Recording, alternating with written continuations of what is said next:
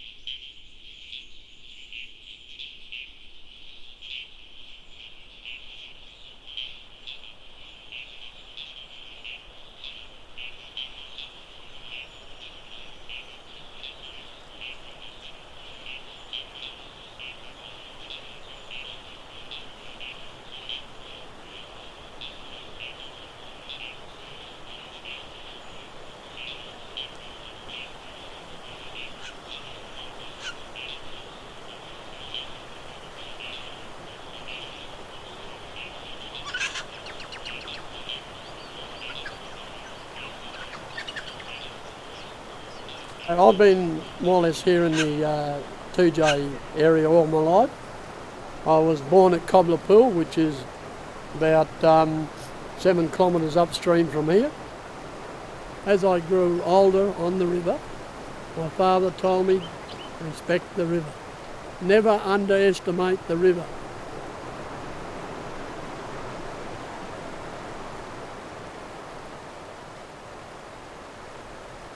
Flowed, trickled, streamed, thundered.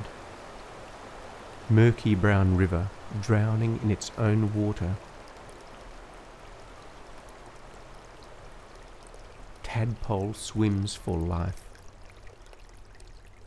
lap and flow and seek, soak and leap and flow its way to the sea.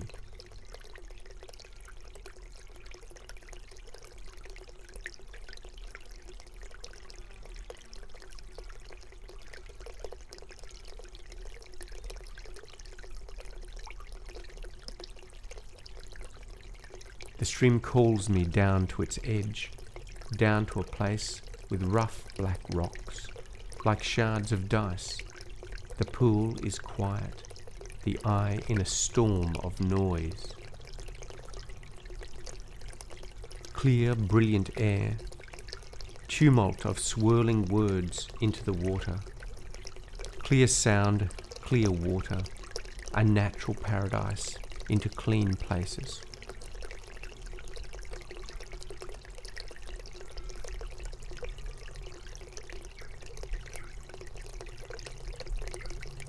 Loud in more tongues than one, white butterfly bounces on sunshine, unravelling into joyful flight of eternity.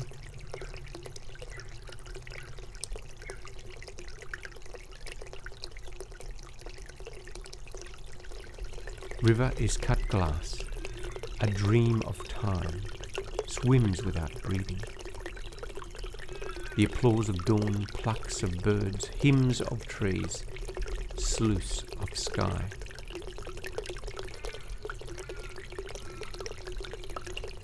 I take home the crickets, the cicadas, the crows, the silence.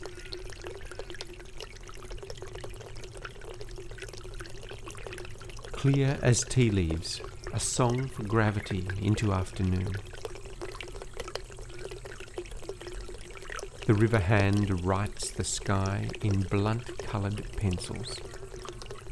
This river isn't ours, sells its story elsewhere.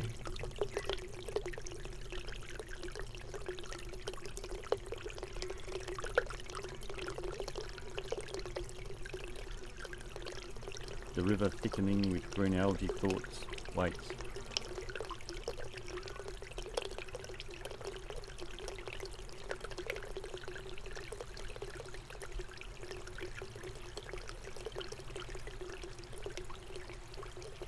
The river sings its chorus, the river froths at the mouth.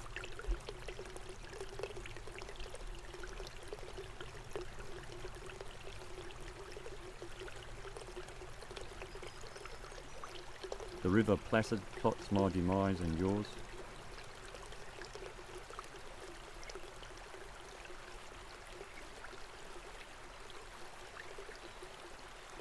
The river of 1,000 cuts, the river isn't ours.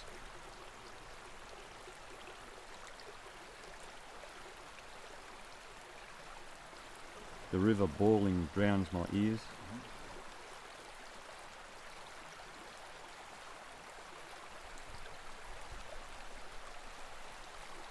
The river needs.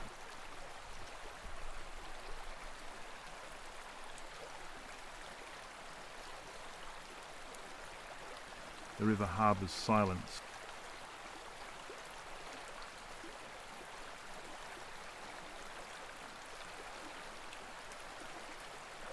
The river breathes.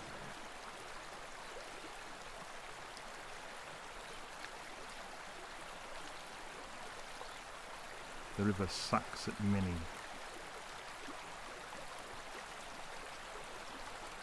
The river leaves. The river never lies. 3 trees, like a crucifixion, Christ and the 2 thieves, The valley river's bombers, all cloudless hung way. on wood. Hard Hard to believe such cruelty and barbarity works here in sermon. sunshine. The river sells Still the calm, rain. birdsong, dragonflies, tadpoles, and backdrop of cascading water. But there is cruelty here, crushed hands underfoot. The river That harbours dragonfly silence. hovers only for the good of its health. Birds swoop with deadly purpose. Townspeople use it with cobblers. The river sells the rain. Sorry God in St. Francis, I know these are among The the river least writes the creatures sky, in you want a hand right in the the sky. The river isn't ours, sells its story elsewhere. The river Blunt, is Walking coloured thick like pencils, cotton. stillness thatched churns, with socks of drowning the stone, sound of still air. selling its story Constance elsewhere. hovering river over needs. rocks, the river The The river settled is but choked forever, with Fat, silt. drowning the full sound of stops of still air. stone, The river forest talks of forever. breathing, gifting lines The river of paints tide, the truth, the river dreams and cools search thought. titles. And the Pouring, stream breathing, cuts a sway, the river isn't ours. as do the Title in trees. search of The river dreams. eating my thought Through as the they trees. presses me. Third song cuts the air, as does the light, sharp, The bright, stream crisp cuts a breath. sway, The and river the is stream's taking old the glass, truth. and the stream takes the sky Sun and glare, pulls heat it taut and seeps. slack. And 3 trees stand in the stream and point of sky. The river and is try to make a relentless, word, imposing. but then don't need to. And close by the dam sucks and sells its gush, and small birds cry in shards of glass. And the stream is a lake, its pond, The river its taints the tale, truth. song that cuts Murky a sway. brown river, drowning in its own water. The river Tadpole eats my swims thoughts, throwing them down in decibels. The river placid plots my demise beneath The river's its wordless pain, hymn. its terror carries. Throwing them down in decibels, birds strike up my secret thoughts. Or birds release my song, beneath its tame, its terror carries, reflecting only pale blue sky. Capture the river, said the artist to the dome. Cobblers, the Avon flows on.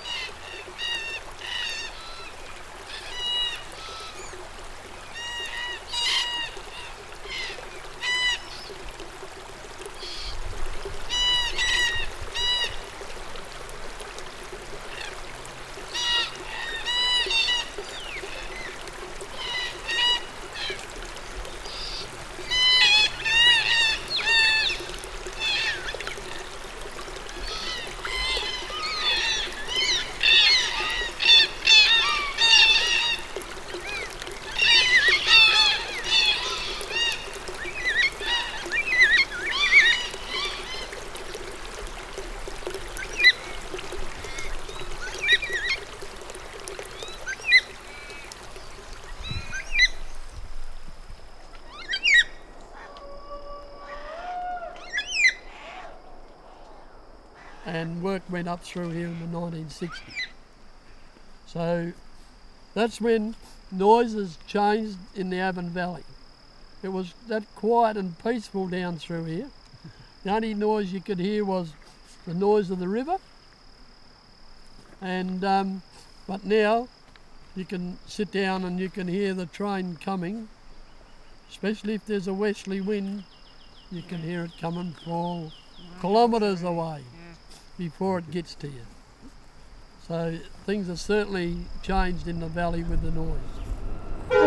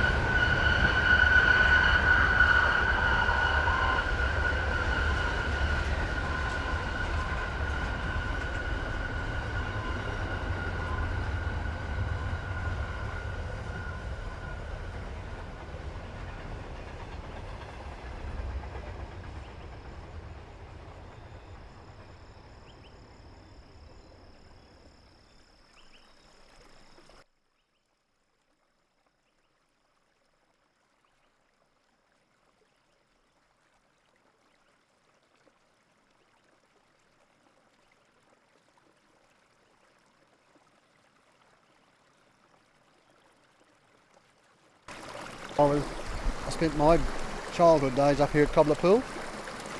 Mum and Dad had 7 kids and brought us up there. Used to ride down and back, down as far as Moondine. We'd stay overnight. We used to ride Dad, Gavin, me, Royston, Sinclair, Sydney Sinclair and Gough Sinclair. And we'd put our packs on and ride down to Moondine, stay overnight and come back the next day.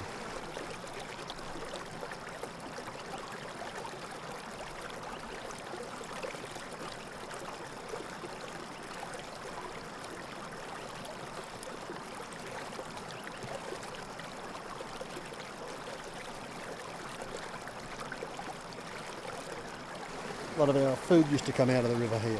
Cobblers. There were ample freshwater cobblers in this river. Sadly, they're not anymore. The occasional mullet and a lot of long-necked turtles. And at night time, this time of the year, coming down the river, you'd see little lights everywhere. All the people from 2J used to come down and with a worm on a hook and a rod and catch cobbler. We used to eat a lot of cobbler as kids, but no more, unfortunately.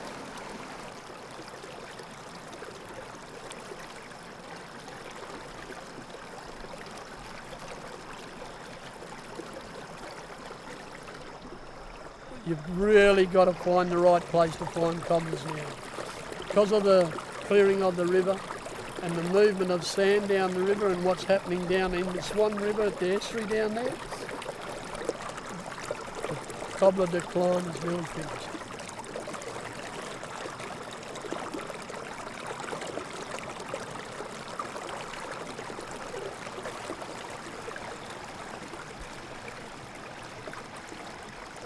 But the biggest problem, they blame a lot of algae for the death of fish in the Swan River. But the way that I see it, myself, and also other members, we look at it, the biggest killer that causes the problem down there is chemical. A little bit of chemical, look, it doesn't have to be much in the water, and the fish is dead.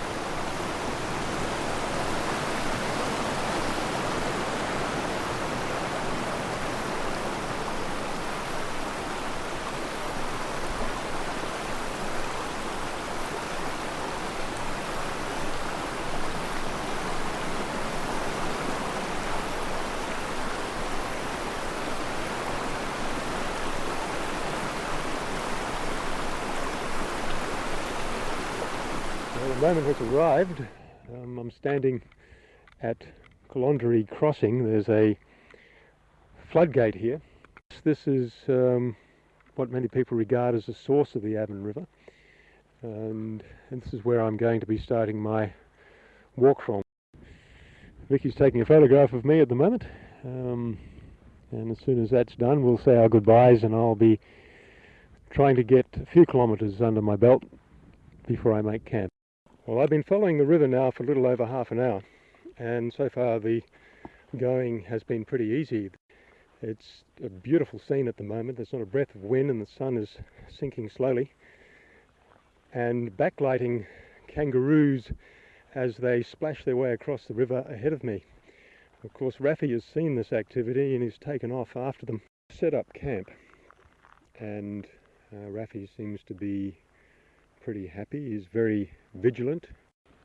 Well, we've just had a little incident with Raffy after less than an hour's walking this morning, traversing the bank along sort of a grassy parkland. He spied some sheep in a nearby paddock and he took off. I couldn't